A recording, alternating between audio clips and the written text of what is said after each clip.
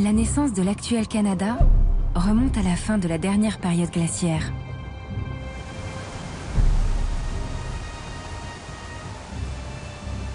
Pourtant, des milliers d'années plus tard, presque tout le nord du pays est encore pris dans la glace. Depuis la fin de la dernière glaciation, des hommes ont transformé, aménagé et exploité beaucoup d'autres régions du Canada. Mais l'extrême nord, royaume de la glace et du froid, reste une terre résolument inhospitalière.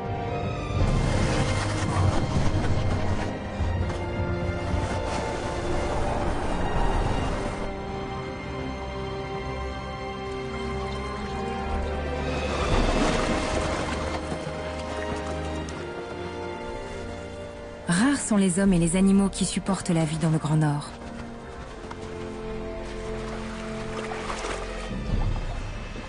À peine 1% des mammifères nord-américains sont capables de vivre toute l'année au-delà de la limite des arbres.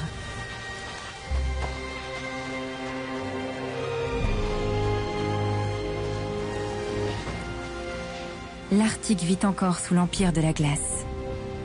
Et l'évolution de cet empire aura des conséquences majeures pour toute la planète.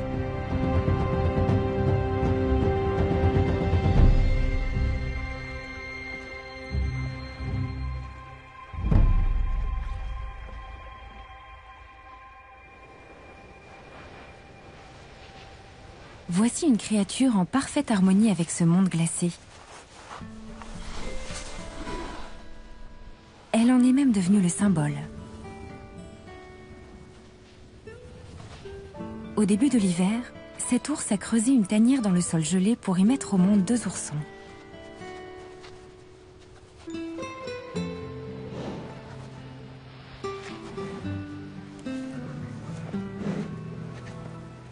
Elle n'a rien mangé depuis 8 mois.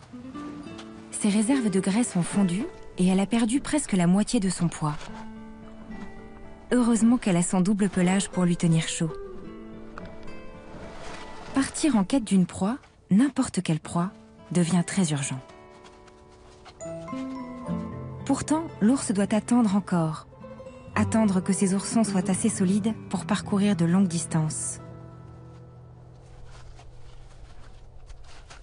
Elle se chargera de les nourrir pendant 2 ans. Jusqu'à cet âge, ils peuvent vivre en toute insouciance, jouer, gambader, explorer leur univers. La glace sera un jour leur précieux allié. Pour l'instant, elle est surtout une inépuisable source d'étonnement.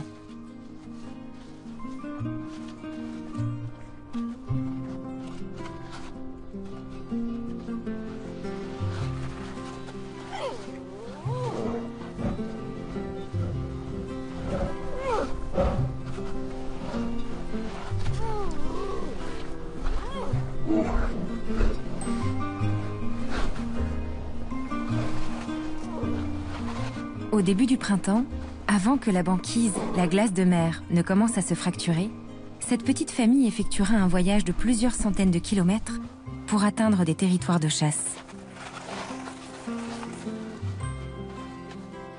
Les ours polaires chassent le phoque, et cela de bien des façons, mais uniquement sur la banquise.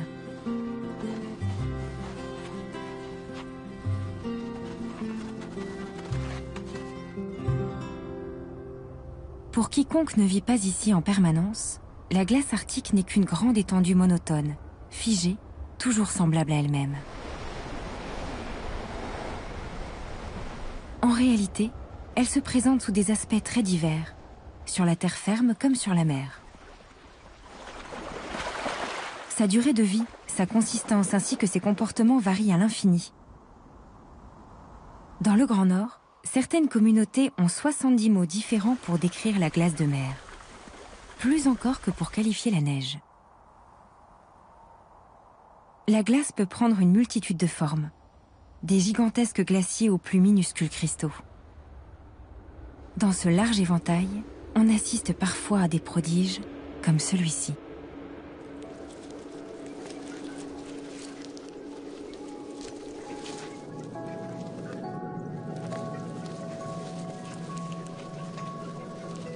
Dans des conditions météorologiques bien précises, un petit chef-d'œuvre prend forme à la surface de l'eau. Une fleur de gel.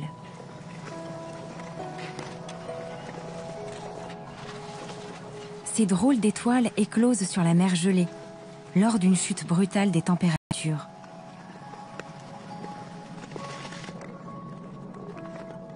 Nul ne sait exactement pourquoi elles se forment. Mais les scientifiques ont constaté qu'elles contenaient de fortes concentrations de bactéries, l'essence même de la vie.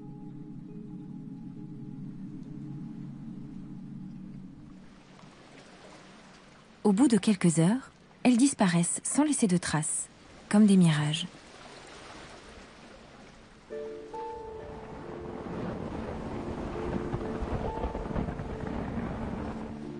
La glace de mer se modifie presque constamment.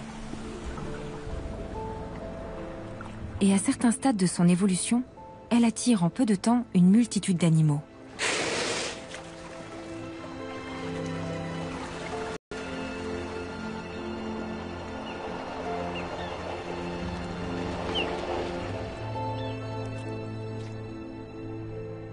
À d'autres moments, la glace se fige en un immense désert apparemment sans vie et dangereux, surtout pour les hommes.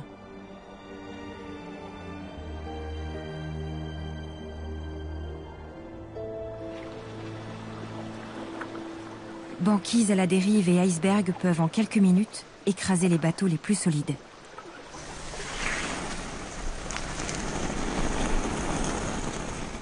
Ce qui n'a pas empêché les premiers explorateurs de se passionner pour l'Arctique.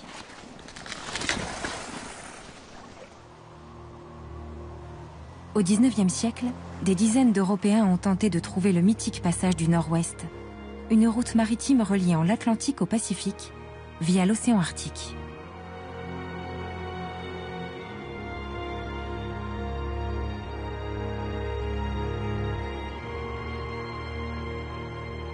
Toutes ces tentatives ont échoué, et l'Arctique est devenu un objet de terreur pour les marins, à juste raison. Un homme qui tombe à l'eau ici succombe en moins de 2 minutes.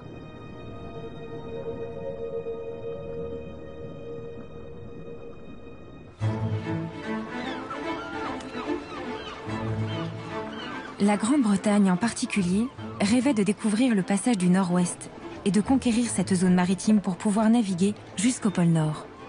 En 1845, John Franklin, officier de la Royal Navy et explorateur reconnu, fut chargé de lancer une ultime expédition. Elle restera tristement célèbre.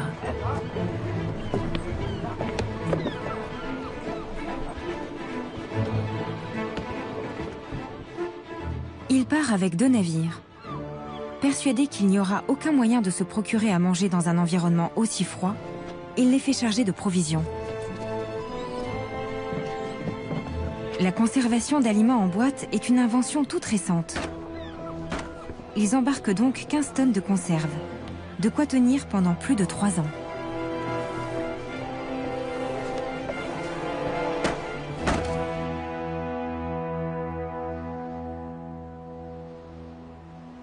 Ces marins chevronnés ignoraient une chose.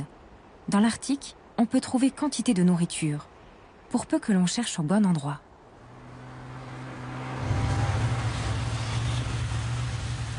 La glace est depuis toujours la terre des Inuits. Ils savent ce qu'elle peut offrir et à quel moment. Comme cette étendue de banquise, à l'extrême nord-est du Québec. Elle paraît totalement déserte. Elle recèle pourtant une richesse que les autochtones ont appris à exploiter. Seulement, il s'agit d'une banquise tout à fait particulière. Depuis le sol, on croit voir des falaises de glace se dresser vers le ciel. C'est une illusion d'optique. En fait, de grandes marées se produisent sous la banquise. Ce sont les plus fortes marées du monde. Quand la marée redescend, les falaises de glace rentrent dans l'océan.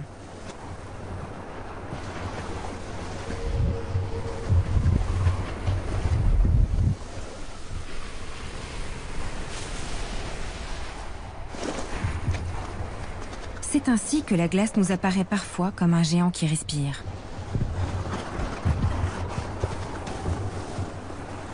Avec les mouvements que lui impriment ces marées de plus de 16 mètres d'amplitude, la banquise se craquelle et devient excessivement dangereuse. Mais les mouvements de flux et de reflux ont aussi des avantages. En février, les Inuits ont du mal à trouver leur proie habituelle. Alors, bravant des températures de moins 40 degrés, ils filent vers la mer.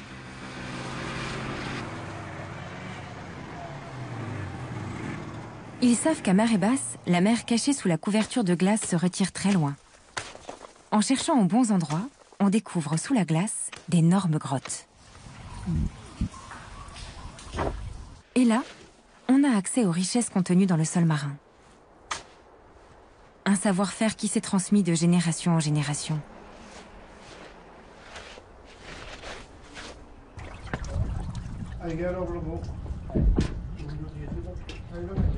Le risque est énorme. Ils ont des tonnes de glace au-dessus de la tête et elles commencent à fondre. Et tout cela sans être certains de trouver ce qu'ils sont venus chercher. Des moules. Assez de moules pour nourrir toute leur famille.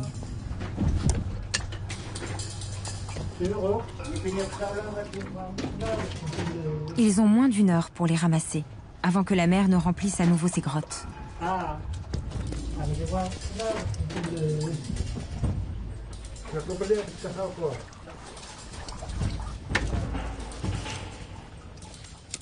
Quand la marée commence à remonter, il ne faut pas s'attarder.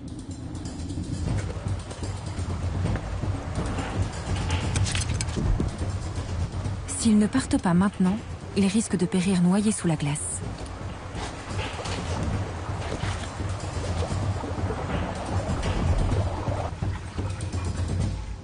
En quelques secondes, la glace se ressoude et c'est comme si cette ouverture n'avait jamais existé.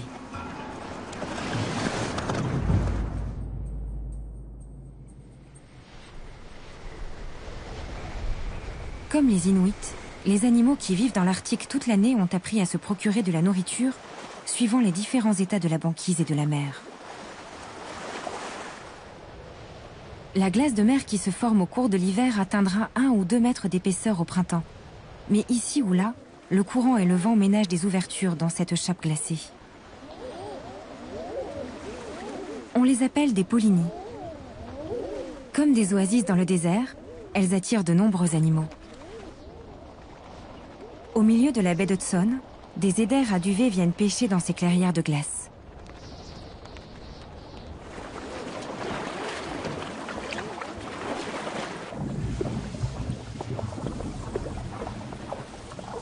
Ces canards plongent jusqu'à 15 mètres pour fouiller le sol marin. Leur récolte comprend des moules et des oursins.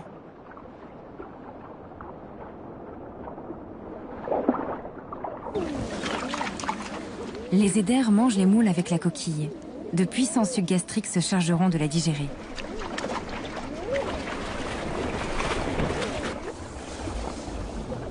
Quelques secondes en apnée leur suffisent pour plonger, faire la cueillette et remonter.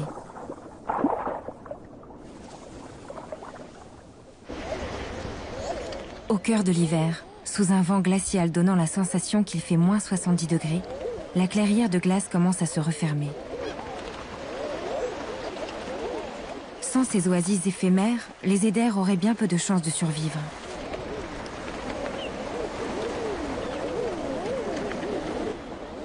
Certains vont même chercher ailleurs des eaux libres, quitte à prendre des risques en parcourant de très grandes distances.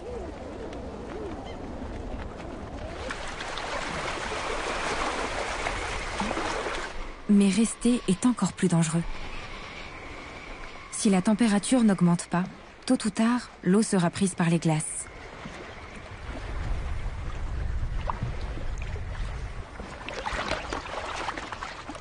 Au bout d'un laps de temps imprévisible, le point de non-retour est atteint. Le froid paralyse de plus en plus les éders. Ils n'ont même plus l'énergie de descendre pêcher.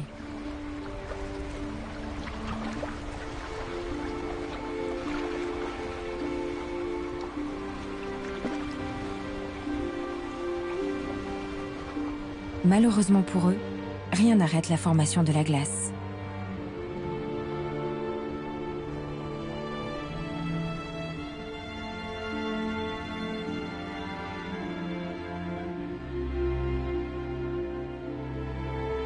En son temps, l'équipe de John Franklin fut elle aussi prise au piège de ce terrible étau.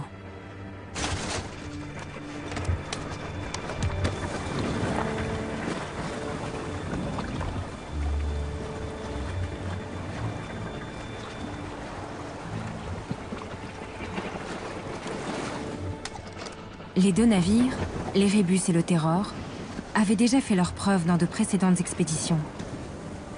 Et leurs coques avaient même été renforcées avec des plaques d'acier pour la navigation dans la glace de mer.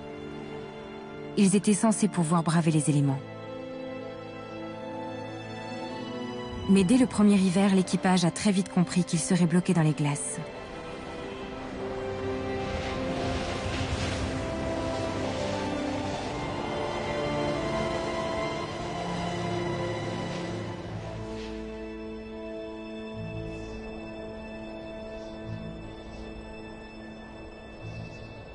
Manque de chance, ils avaient choisi la mauvaise route.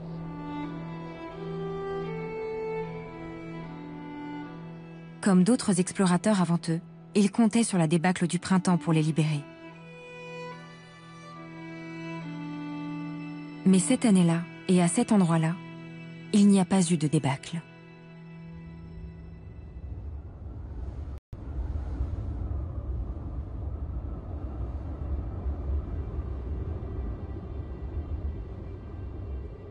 L'hiver finit toujours par lâcher prise. En avril, le soleil brille de nouveau plusieurs heures par jour, et la Terre se réchauffe peu à peu.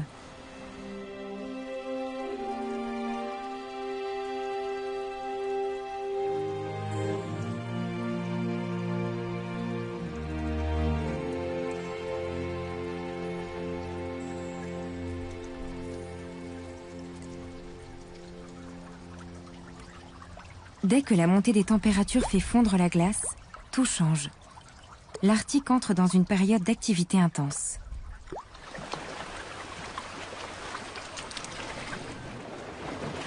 D'abord, en bordure de la banquise, à la lisière entre la glace de mer et l'eau libre. À cette époque de l'année, la glace abrite ici une explosion de vie. Ces longs rubans d'algues sous-marines nourrissent du plancton, des organismes microscopiques dont se délecte une incroyable variété d'invertébrés. Au printemps, sous la glace, c'est une explosion de vie encore plus spectaculaire qu'en haute mer.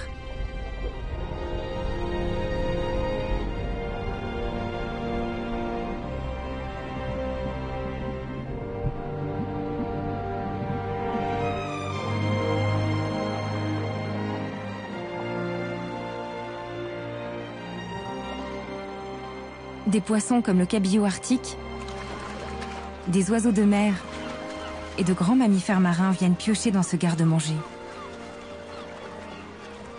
En 1 ou 2 semaines, cette mer qui ressemblait à un désert hostile se met à bouillonner.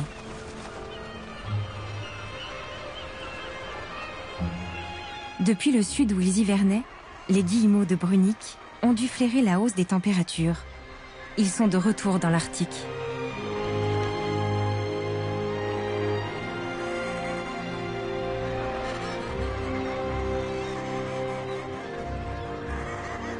Certains ont la chance de trouver un promontoire où se poser dans un premier temps. Les autres amérissent directement, avec plus ou moins d'élégance.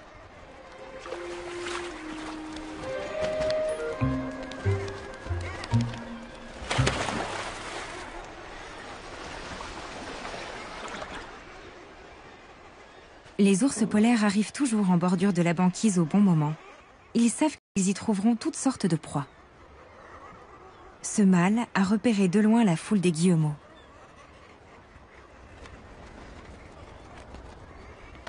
Et voici une belle aubaine pour lui, un guillemot blessé qui ne peut plus voler.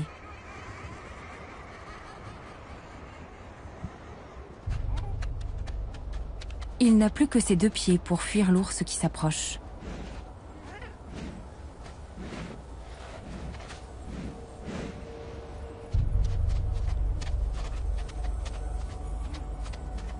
Dos noir et ventre blanc.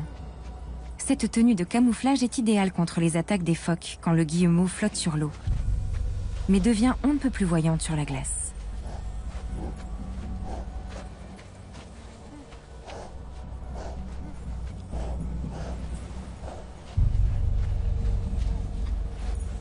Au nez ou à l'œil, l'ours l'a certainement repéré. Mais aujourd'hui, il est en quête d'un mets plus consistant.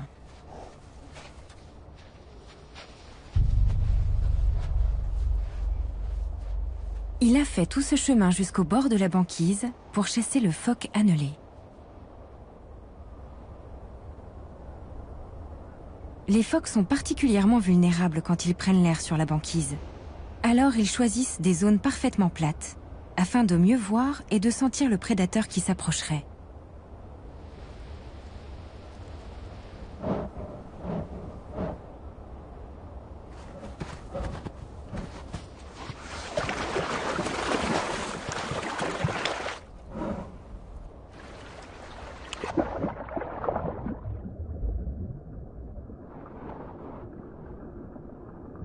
Encore raté. Les ours échouent 9 fois sur 10 dans leur chasse. Mais chaque fois, ils persévèrent, d'autant que les opportunités ne manquent pas à cette saison. L'ours polaire n'est pas le seul grand prédateur venu chasser le phoque à la limite entre la glace de mer et l'eau libre.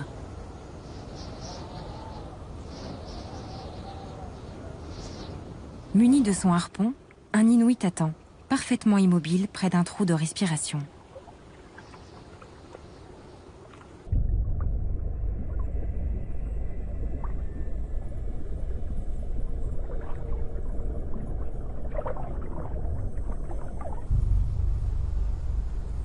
Aucun doute. La tactique de la chasse aux phoques telle que les Inuits la pratiquent depuis des milliers d'années est calquée sur celle des ours.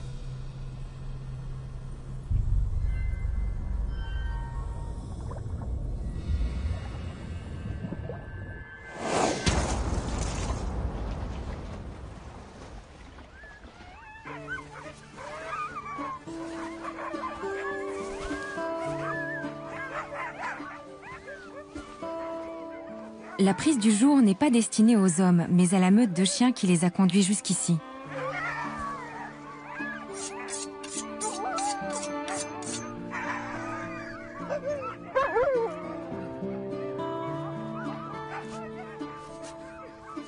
Ils seront rassasiés pour plusieurs jours. La viande de phoque est riche en protéines et en vitamines.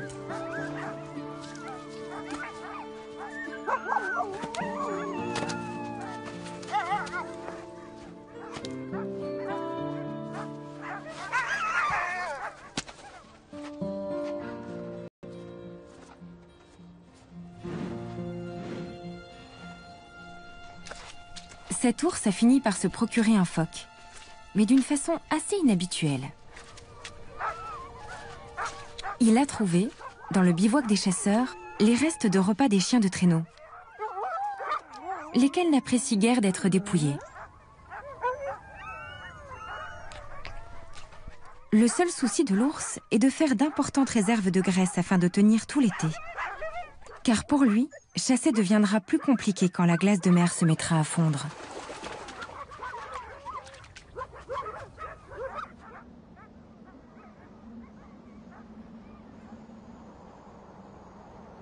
Une mère et ses 2 jeunes oursons arrivent à leur tour au pied des falaises qui se dressent au bord de la banquise. Elle est décharnée. Il est grand temps qu'elle mange.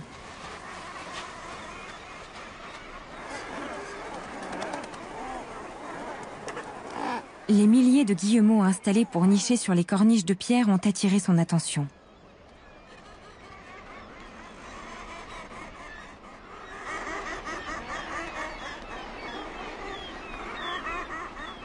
Accompagné d'un de ses petits, l'ours a entrepris d'escalader la falaise.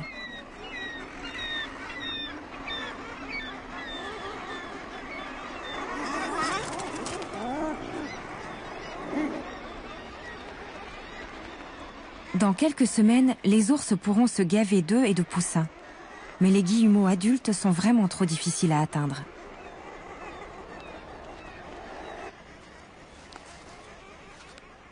Le second ourson qui les attendait en bas est tombé par chance sur un guillemot blessé. Pas très copieux, mais appréciable tout de même quand on est affamé.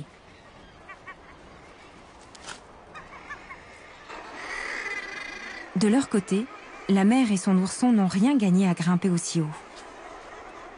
Le petit n'a trouvé que quelques bouquets de mousse à mâchonner.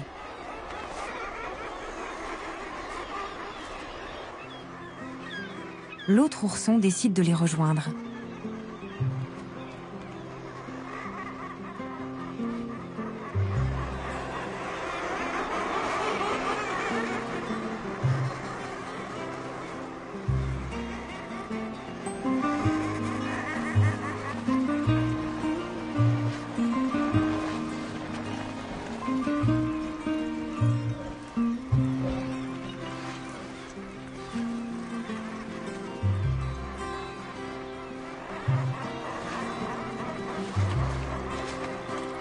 Après ces retrouvailles, il va maintenant falloir redescendre.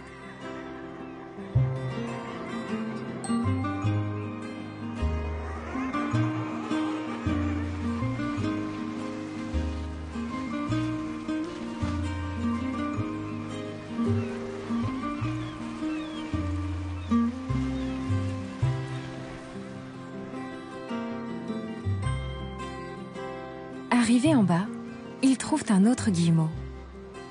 Cette fois, ils auront tous les trois un petit quelque chose.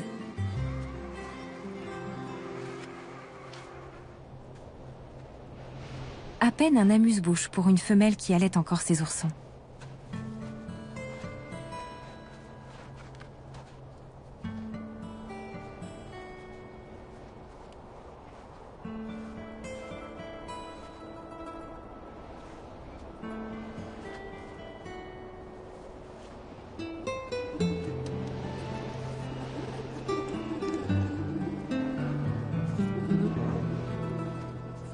Ce trio restera uni pendant encore 1 an. Puis chacun des oursons ira vivre sa vie de son côté.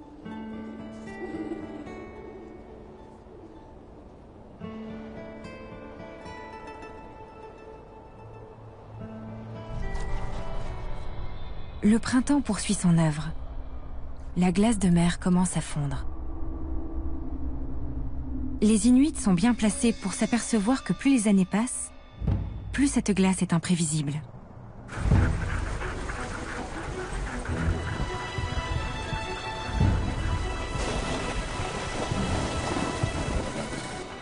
Il est plus sûr de se déplacer en traîneau qu'avec une motoneige.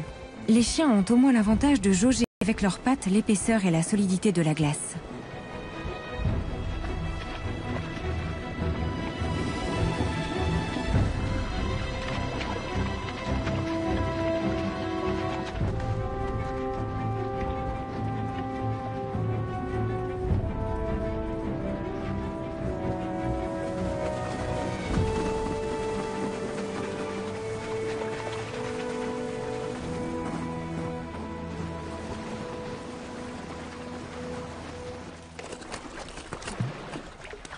Plus la dislocation de la banquise s'accélère, plus la vie de ceux qui en dépendent devient précaire.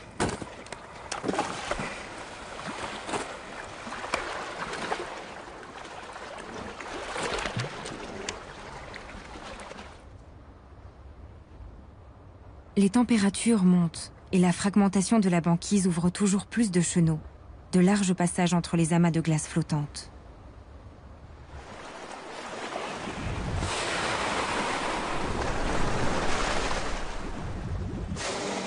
En voilà un qui attendait impatiemment cette libération, le narval, avec son unique défense torsadée qui lui vaut le surnom de licorne des mers. Dépourvus de nageoires dorsales, les narvals sont parfaitement à l'aise pour se déplacer dans l'Arctique. Ils peuvent aussi bien plonger sous la glace qu'à travers elle lorsqu'elle commence à se désagréger. Ils parcourent ces chenaux jusqu'à trouver un endroit tranquille où élever leurs petits.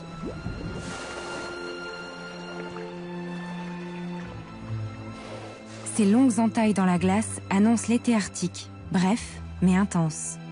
Sous un soleil qui brille 24 heures sur 24 et dans une atmosphère de plus en plus chaude, le paysage change radicalement.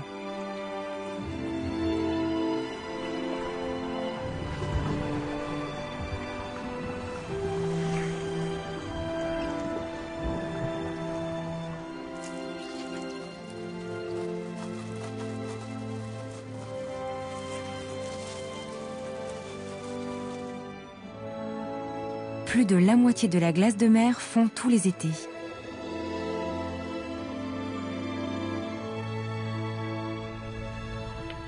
C'est la plus importante transformation annuelle à la surface du globe.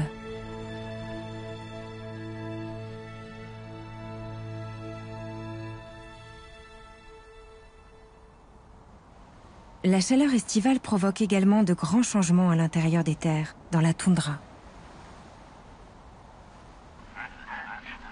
Dès la fonte des neiges, les femelles caribous entreprennent un voyage de plusieurs centaines de kilomètres pour aller mettre bas dans l'extrême nord. Plus de la moitié d'entre elles donneront naissance à leurs petits en même temps, à quelques jours près.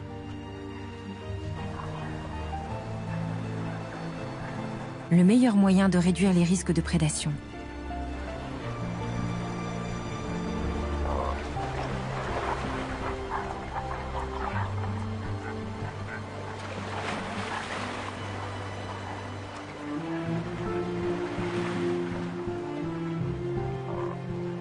Cette année, la débâcle a commencé plus tôt que d'habitude, et dans la rivière qu'elle doit franchir, le courant est particulièrement fort. Gênées par leur gros ventre, elles ont du mal à grimper sur la berge où la neige ramollit.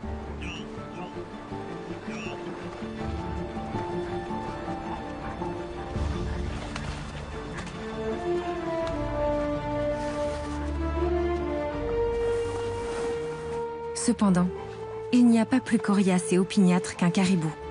Les femelles poursuivent leur route.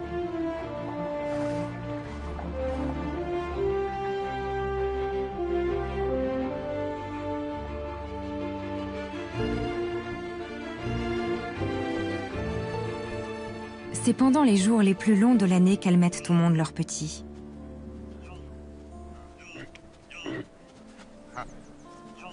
En quelques minutes, le faon est debout.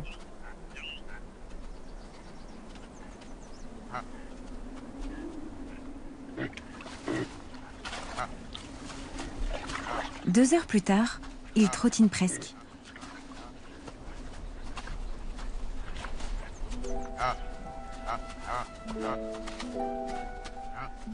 Dans 3 jours, il sera capable de suivre sa maman sur de très longues distances.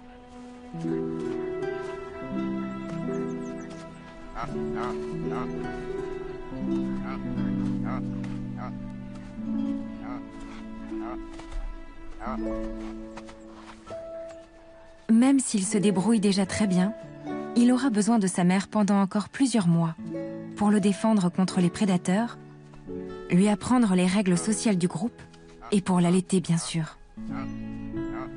Avec l'ensoleillement constant, le sol de la toundra se couvre peu à peu de plantes tendres et assez énergétiques pour une femelle qui doit produire du lait.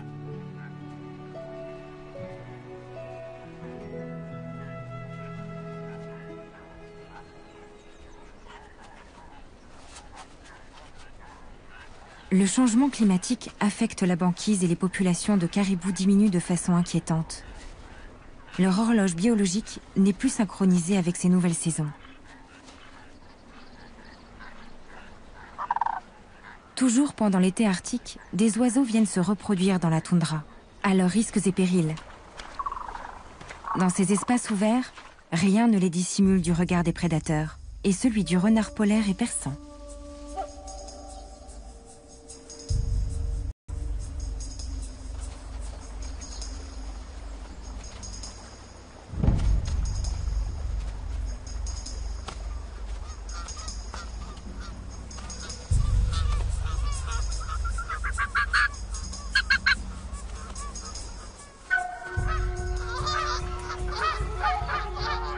Les bernaches du Canada n'ont pas d'autre défense que de se faire passer pour bien plus grandes qu'elles ne sont, seulement pour impressionner.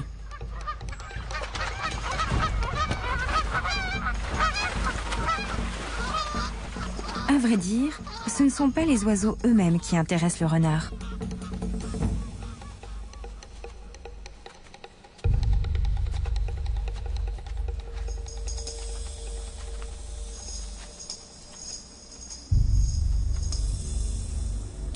Il enterre l'œuf qu'il vient de voler pour un jour de disette.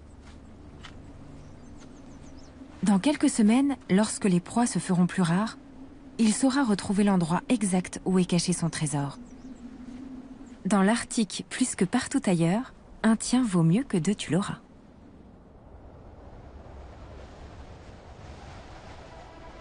En 1845, Franklin et ses hommes, prisonniers des glaces, ne s'étaient pas acharnés à trouver localement de la nourriture. Ils pensaient tenir avec leurs provisions.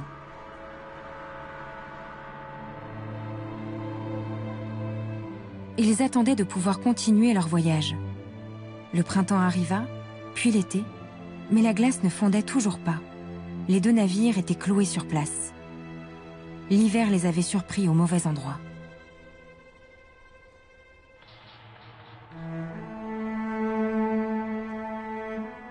Les équipages de l'Erebus et du Terror, 129 hommes au total, finirent par mourir de faim.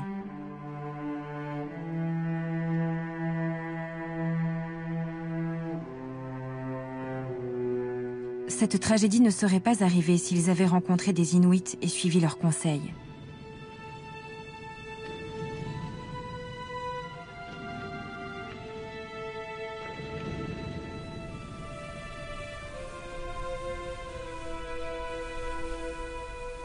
Ces hommes ont une expérience unique, vieille de plusieurs millénaires, et ils connaissent toutes sortes d'astuces pour survivre en été dans un désert de glace. De tout temps, ils ont ramassé des œufs. Les plus gros sont ceux des eiders à duvet, ces canards capables de vivre tout l'hiver sur la banquise. Ils chassaient aussi les eiders pour leur peau incroyablement isolante qu'ils assemblaient avec des tendons d'animaux en guise de fil pour s'en faire des manteaux.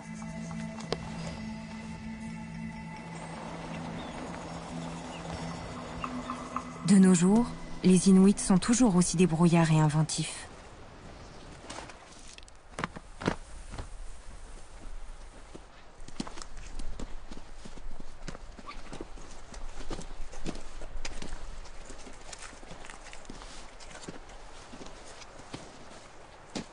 Ils savent depuis longtemps que le plus chaud de tous les duvets est celui des eiders qui sert à confectionner des couettes et des oreillers.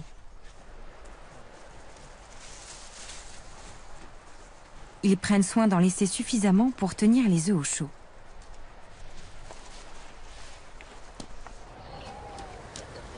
La canne ne manquera pas de s'arracher de nouvelles plumes pour reconstruire son nid. Les Inuits récoltent du duvet jusqu'à la fin de l'été pour enfourrer leurs manteaux. Ainsi équipés, ils chasseront tout l'hiver sans avoir froid.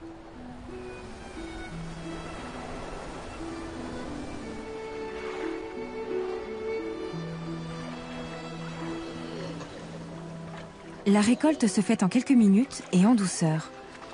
Les eiders s'en trouvent beaucoup moins stressés qu'autrefois.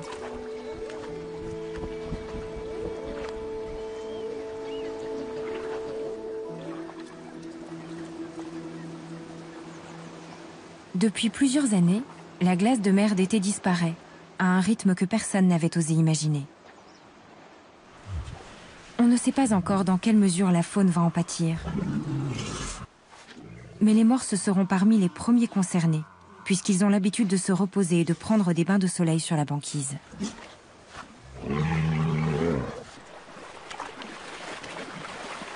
Les morses fouillent les fonds marins en quête de proie.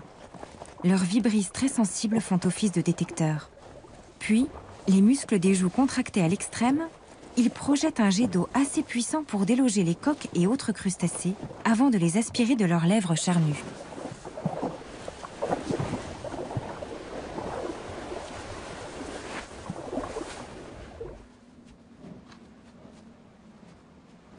Les ours polaires sont plus touchés que d'autres animaux de l'Arctique par le changement climatique. Plus la fonte de la banquise est précoce, moins ils ont de temps pour chasser.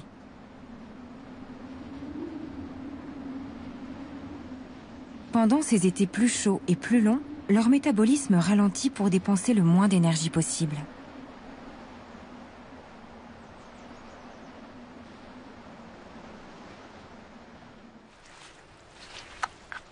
Ceux qui n'ont pas pu capturer assez de phoques en sont réduits à manger des algues pour tromper leur faim.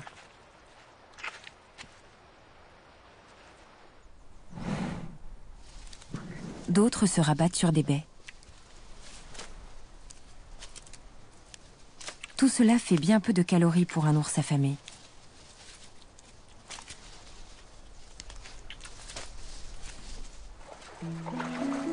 S'ils veulent pouvoir affronter l'hiver, il leur faut absolument du gras et des protéines, et pour cela il faut chasser. Au nord du Québec, quelques ours plus malins que les autres ont remarqué qu'en été, les rivières regorgeaient d'ombles chevaliers. Ne pouvant survivre l'hiver dans les eaux glaciales de l'océan, ses cousins des saumons remontent vers l'intérieur des terres dès qu'il fait trop froid.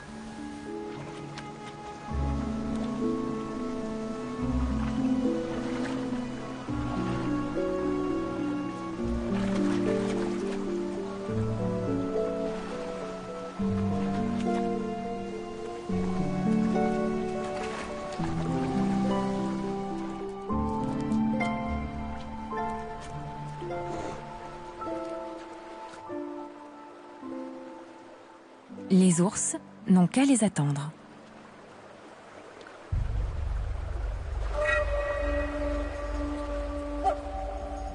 Seulement, on ne chasse pas le saumon comme on chasse le phoque.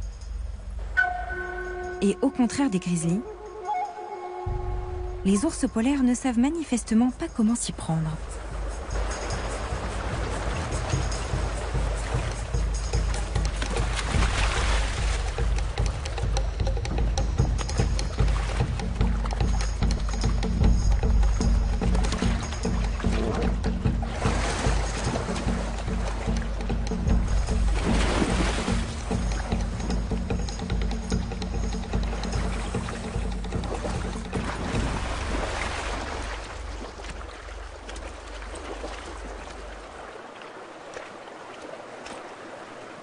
Victoire, 400 grammes de protéines.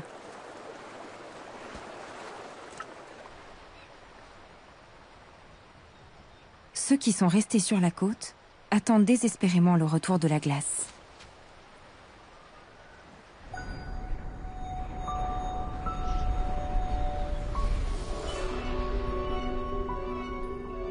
Au cœur de l'été dans l'Arctique canadien, des milliers de belugas se rassemblent autour des îles Somerset.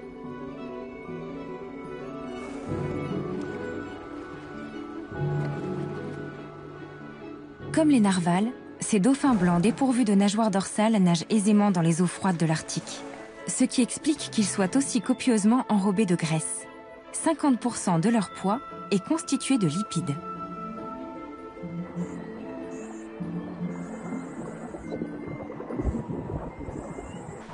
Ils ne viennent pas ici pour manger, mais pour s'occuper de leur corps autrement. Dans cet estuaire peu profond, eau douce et eau de mer donnent un mélange bien moins froid que l'océan.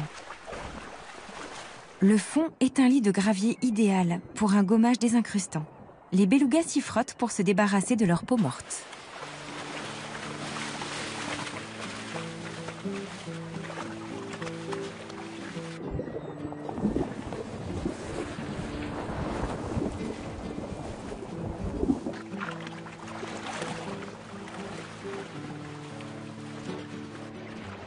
C'est manifestement très agréable.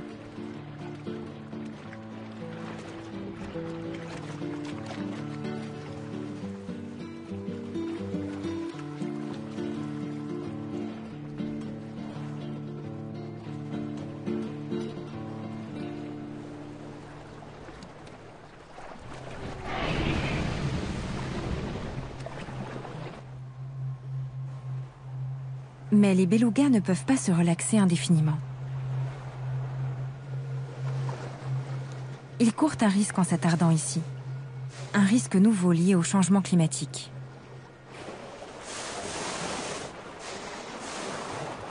Auparavant, Il était pratiquement impossible pour les orques de chasser dans ces eaux glacées à cause de leur aileron dorsal haut de 2 mètres. Quand ils nagent sous la glace, cet aileron les gêne pour aller respirer à la surface. Les orques évitent donc les eaux de l'Arctique quand elles sont gelées. Mais comme la glace de mer fond de plus en plus chaque année, ils sont plus nombreux à quitter l'océan Atlantique pour venir chasser ici le beluga ou le narwal.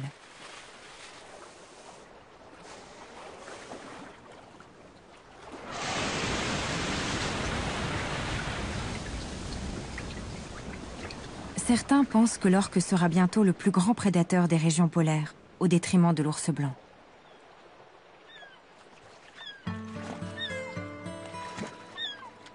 Et lui, quelle solution lui reste-t-il?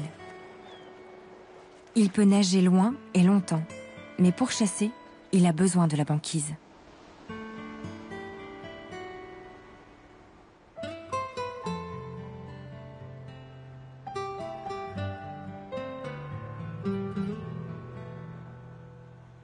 Les terres glacées du Grand Nord qui convenaient si bien aux ours polaires disparaissent encore plus vite qu'on ne le craignait.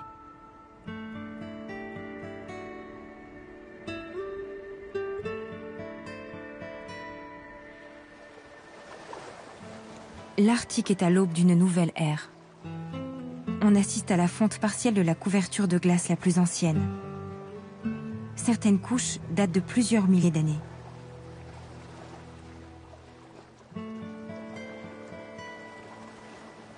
Il se peut que dans 20 ans, l'océan Arctique soit totalement libre de glace en été. Et par une étrange ironie du sort, ce sont les hommes qui, sans le savoir, ont provoqué ce changement.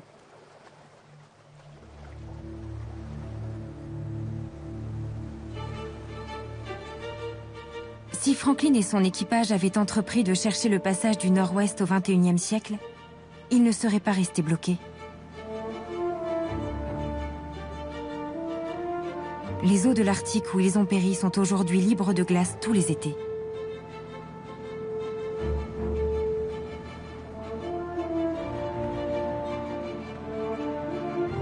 Pour la même raison, les Canadiens ont davantage de chances de pouvoir retrouver les épaves de l'Erebus et du Terror qu'ils recherchent depuis longtemps.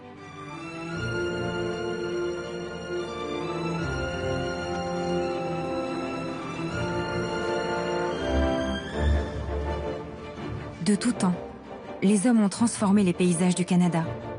Mais la plus importante de ces transformations se produit aujourd'hui, dans la région qui nous a toujours paru trop lointaine, trop inhospitalière pour que nous y mettions notre empreinte.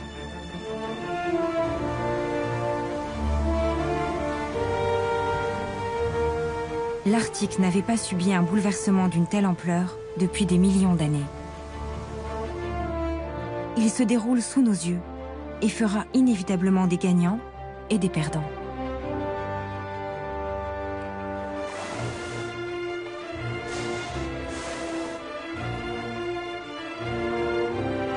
Au fil du temps, l'Arctique a fait l'objet d'explorations et de découvertes.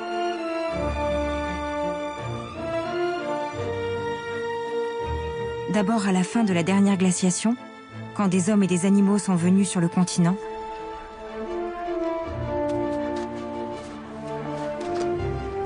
Puis au XIXe siècle, lorsque John Franklin et d'autres avant lui ont tenté de trouver un passage vers le Pacifique.